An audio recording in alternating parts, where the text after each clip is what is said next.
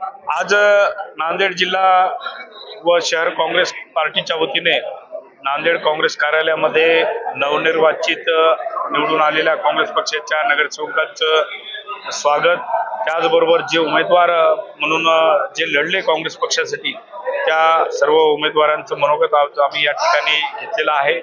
निश्चितच काँग्रेस पक्षाच्या वतीने सर्व उमेदवारांनी एक चांगली लढत आपल्या आपल्या प्रभागामध्ये दिलेली आहे। शेवटी जनतेचा कौल आहे। काँग्रेस पक्षाचे कार्यकर्ते सर्व निर्भीडपणे लढले। या उलट आमच्या समोर सत्ताधारी पक्ष धनशक्तीचा मोठ्या प्रमाणात वापर, त्या सगळ्या गोष्टीचा वापर केला गेला। तरी या ठिकाणी मी सर्व काँग्रेस कार्यकर्त्यांना एवढं सांगू इच्छितो की काँग्रेस पक्ष हा कार्यकर्त्यांचा पक्ष आहे। कोणी संपवल्याने हा पक्ष संपणारा नाही।